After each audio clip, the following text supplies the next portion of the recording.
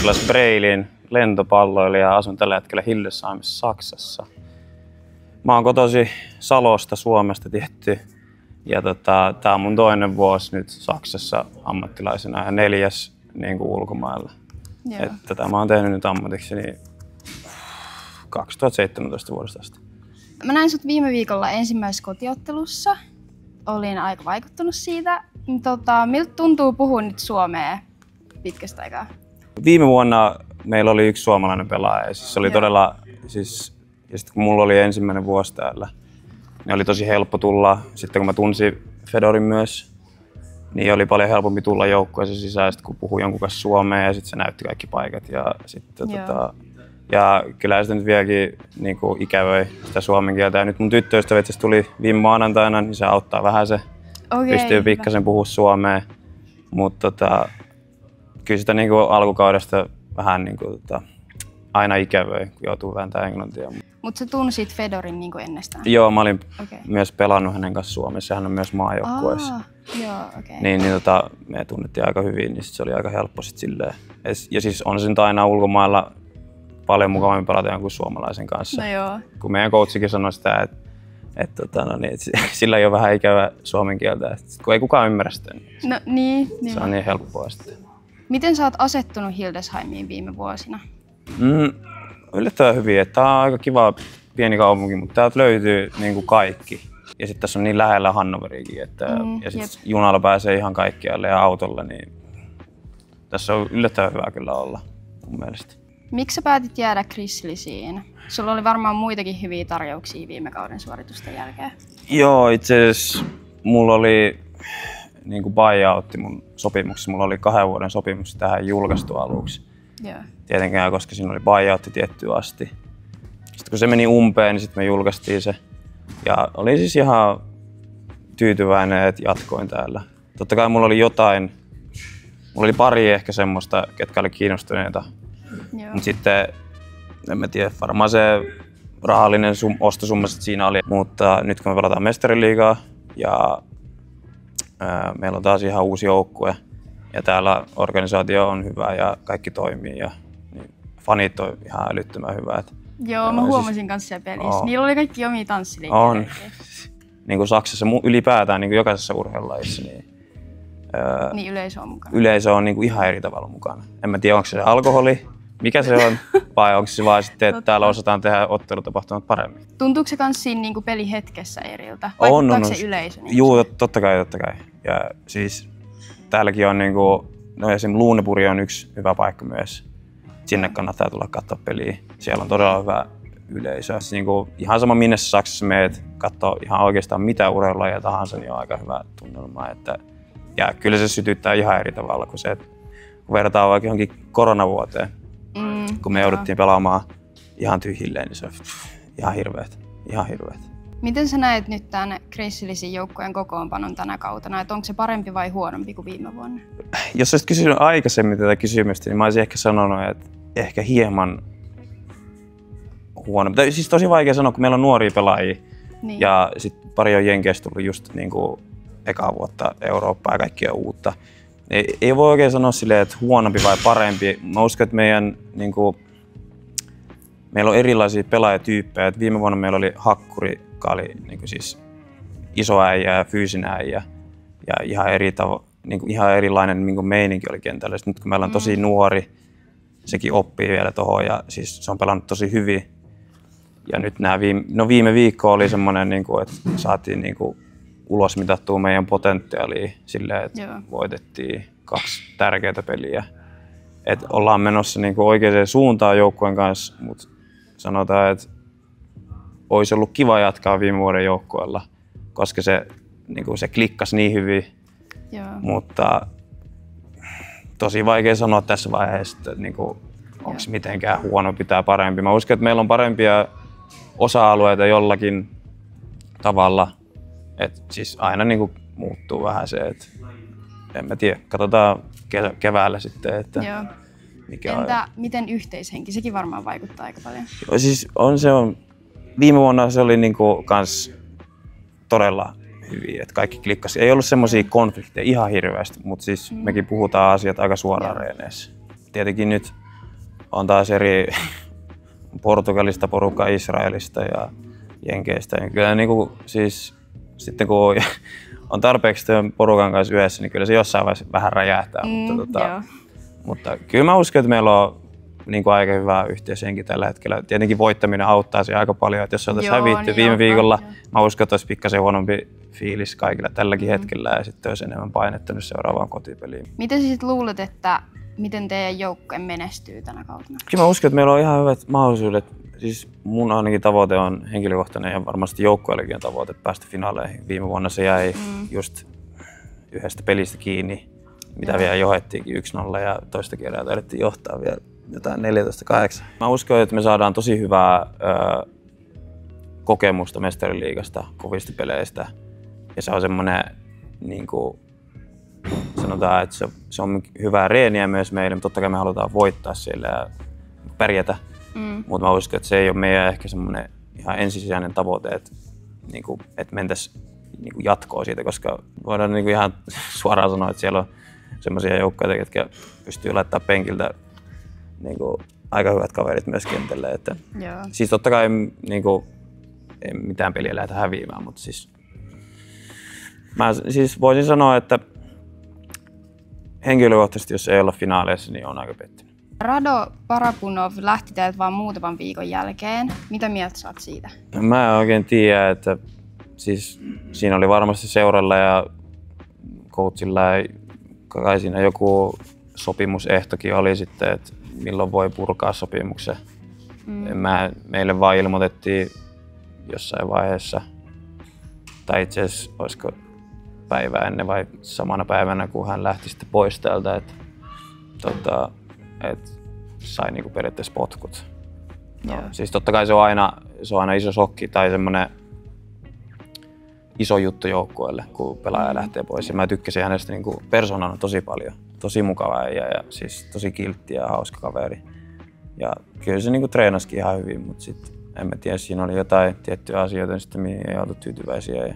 Mutta teille ei niinku tarkemmin kerrottu, että se ei just esim. Pystynyt pysyä teidän tasolla vai ei vaan niinku sopinut jotenkin joukkueeseen? Kyllä mä uskon, että se sopii meidän joukkueeseen, mutta mä en tiedä sit, mitkä ne just, että miten sitten seura on katsonut asiat. Niin, ja mä uskon, että jos mä tietäisinkin, niin mä en varmaan saisi sanoa edes mitään asioita, niin, koska ne on sitten sellaisia asioita, mitä halutaan just pitää vähän heidän, ja eikä niitä mun mielestä tarvitse tullakaan julkisuuteen silleen. Totta kai kaikki aina haluaa tietää, mutta sitten ne on kuitenkin aika henkilökohtaisia asioita. Sitten. Miten muut pelaajat reagoi Rapunovin lähtöön? Mä uskon, että yllättävän hyvin, tai niin hyvin kuin semmoisen tilanteeseen voi niin kuin reagoida. Niin. Mä uskon, että se ehkä myös sytytti muutaman pelaajan, ketkä oli vähän ehkä ollut, sanotaan, että niillä ei ollut niin kovin hyvä jakso, että ne varmaan miettii, että onko mä seuraavana tulilinjalla tässä. Että mä uskon, että se tavallaan myös auttoi tiettyjä pelaajia. Tai että rupesi miettimään, että ei saatana, että onko mä seuraavana. Niin, että ehkä se oli myös semmoinen boosti, mitä tarvittiin. Tai semmoinen niin kuin potku perseelle periaatteessa. Niin, joo. Mutta kyllä mä uskon, että kaikki osasi ottaa se aika ammattimaisesti. Ja silloin Rado, kun se lähti, niin se tuli niin kuin käymään sitten ja päästeli kaikki ja se otti sen tosi ammattimaisesti. Ja, että se tilanne hoidettiin kyllä siis sillä tosi hyvin.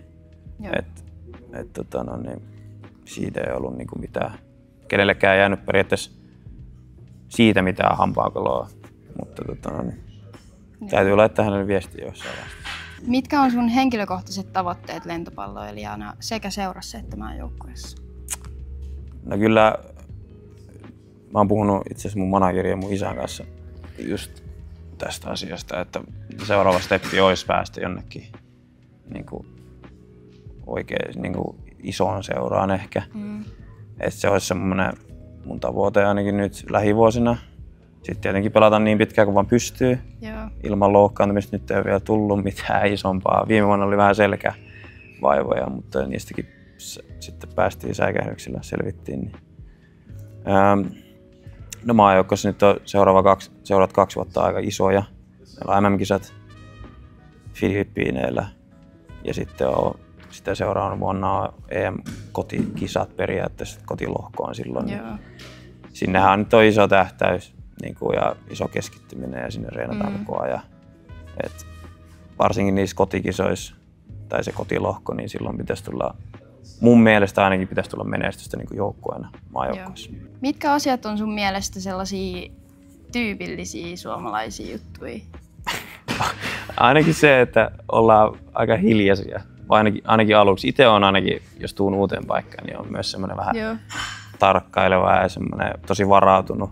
Kyllä mä uskon, että sitten kun muuhunkin tutustuu, niin se on ihan eri ihminen varmasti, mikä ensimmäisen viikon aikana. Toi on oikeasti varmaan aika kaikilla. Joo, ja siis kyllä mä sitten tykkään myös niinku omasta niinku tilasta ja omasta rauhasta, varsinkin puntilla silleen. Millainen rooli sulla sit on joukkueessa? Oliko sulla aluksi just silleen vähän hakemista vai?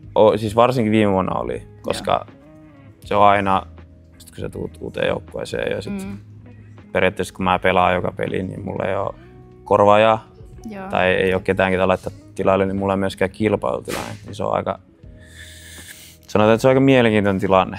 Että se on hyvä tilanne, sitten se on taas semmoinen, että jossakin vaiheessa se voi myös niin kuin, haitata sua ja sit sä voit olla vähän silleen, no.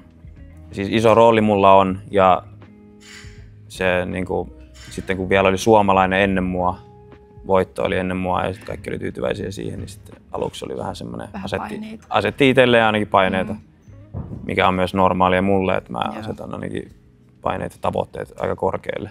Mutta kyllä siis niin kuin alun jälkeen on niin kuin aina, sitten kun se pääset joukkueeseen sisään ja tunnet kaikki ja sitten rupeaa tulemaan vähän rutiinia niin kuin joukkueen kanssa ja tottuu kaikkeen uuteen, niin sit se aina yleensä lähtee siitä. Onko se nykyään niin kuin sellainen äänekäs tyyppi tuolla vai onko se edelleen vähän siis tiettyjen henkilöiden kanssa, siis Omari Eneskin vähän niin kuin avautunut enemmän, paljon rennompi, mutta kyllä on sellaisia tilanteita myös, että sit on vähän semmoinen, että mä oikein jaksa tätä melua ja tai silleen, että kun meillä on todella monta semmoista äänekästä, niin sitten voi itse olla vaan silleen, että no, eipä mun tarvii hirveästi.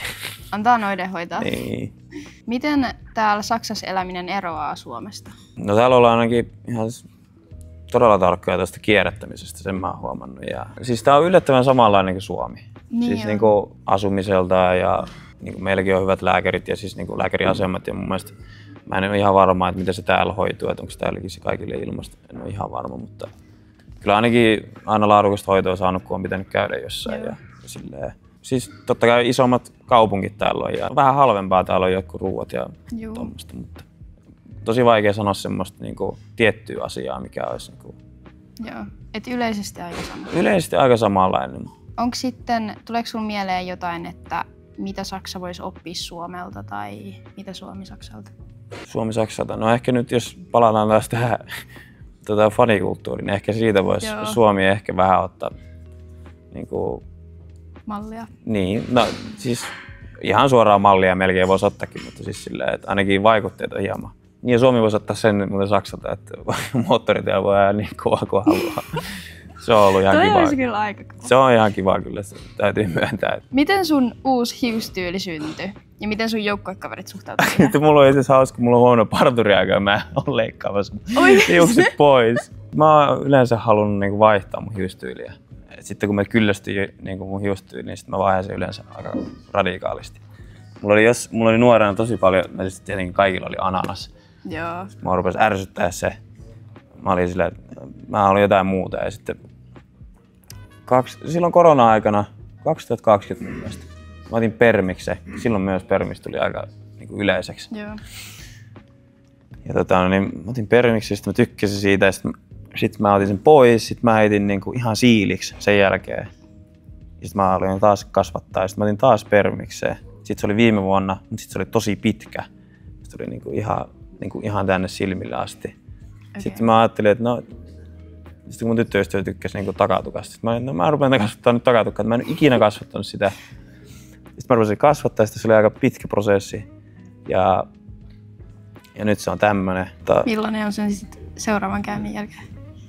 Mä en itse asiassa tiedä, mun pitää valita tänään mun muotti, mutta se tulee todennäköisesti olemaan lyhyempi. Sivuilta tulee varmasti jotain feidiä. Et semmonen hieman lyhyempi hiustyyli, mutta katsotaan, että millainen sitten loppujen lopuksi tulee olemaan, jos mä en ole. Kun mulla on ollut vähän vaikeaksi täällä Saksassa käydä parturissa, kun no jotain... Onko kommunikaatio-ongelmia? Hieman kommunikaatio-ongelmia. Jos käy turkkilaisilla, niin ne ei hirveästi puhu englantia. Sitten on yrittänyt näyttää kuvaa aina ja Google Translateille laittanut. Mutta siitä se ehkä muuten lähti se mun hiusten kasvattaminen myös, kun mä en uskaltanut käydä parturissa. Joo.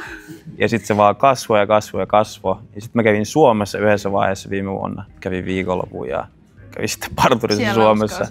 Ja menin turkkilaisille, ei puhunut muuta suomea, niin puhuin englantia sitten hänelle. Niin. Mutta siis se on ehkä semmonen, siitä se ehkä lähti, että mä olin vähän, että nyt mä rupean kasvattaa mun hiuksia niin takatakin. Mä en uskalla käydä vaan niin parturista, mä en tiedä mitä sieltä tulee. Mä oon yllättävän tarkka mun hiuksista, tai silleen, että mä tykkään, että mun hiukset on siistit. Mut sit mä olin vähän silleen, että no, ihan sama, että antaa kasvaa sitten. Mennään nyt takas Grizzlysiin. Mikä tekee Grizzlystä erityisen sulle? Varmaan nämä ihmiset niin kuin ympärillä ja uusi seura ja niin kuin ne haluaa koko ajan parantua. Ja siis tää on aika kiva tämmönen niin kuin perhe, että siellä on niin kuin ydinhenkilöitä tai niin kuin semmoinen ydinryhmä periaatteessa, niin se on aika pieni, mutta sitten silleen, että kaikki toimii aina kun sä haluat jotain. Sä laitat tietylle ihmiselle viestiä ja sitten meillä on fyssarikin koko ajan paikalla ja se tekee niin kuin ihan älyttömästi duunia meidän eteen. Se on ihan todella mukavaa ja mä tykkään sitä. Varmasti niin kuin pysyn ystävinä vielä niin kuin senkin jälkeen, kun lähden täältä joskus. Ja muutenkin kaikki siis pelaajat ja tommoset niin aina on ollut niin kuin todella mukavia. Ja sitten niin kuin fanit on todella mukavia ja siis, että ne tulee juttelemaan aina pelin jälkeen. Ja siis se on ihan kiva niin kuin vaihtaa kuulumisia. Puhuuko ne sulle saksaa? Osa puhuu saksaa ja sitten no siis monesti tulee kysymään kuvaa.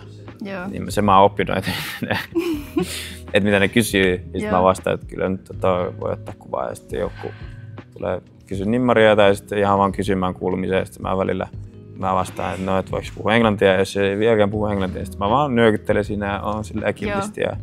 Että se on ihan kiva, että ne tulee juttelemaan. Ja, niin kuin, että se myös luo vähän semmoista yhteneväisyyden tunnetta. Kuinka paljon saksaa sä sit niinku osaat puhua? Ootko sä opiskellut sitä?